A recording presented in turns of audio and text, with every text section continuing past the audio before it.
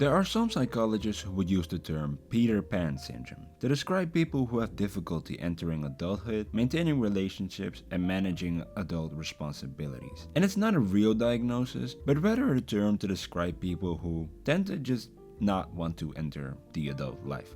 And the name of the Peter Pan syndrome comes from, Peter Pan. Now, as the syndrome is not a real diagnosis, it has no official characteristics, but there are a few things common among people who have this syndrome. They can show little to no interest in personal growth, can have a hard time making future plans, expect to be taken care of, avoid certain responsibilities, and can have a fear of criticism and a fear of commitment. At work, for example, they might struggle with job losses due to a simple lack of effort, or just straight skipping work. They make little effort to even find a job, and once they get one, frequently leave them due to the smallest feelings of boredom, challenges, or stress. Now, if you're wondering why people can develop this, well, for now, there is little research on it, but some experts believe that having overprotective parents or caregivers could be a potential cause for the syndrome. Why? Well, when children grow up being sheltered and overprotected, they don't develop the skills they need to deal with the challenges of real life.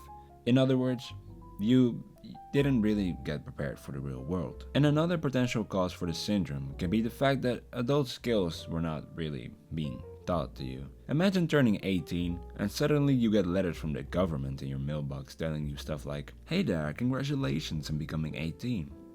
By the way, pay your taxes in time, start enrolling in the health insurance and all that," acting like they know how you should do all that. But in reality, nobody really being there to teach you how to. Parents?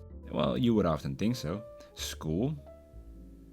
Well, you would really think so. Plus, a small side note, the Peter Pan syndrome looks a lot like the narcissistic personality disorder, even though they are two different psychological concepts. Both involve difficulties in forming and maintaining good adult relationships due to struggles with commitment and empathy, and both have more of a self-centered focus.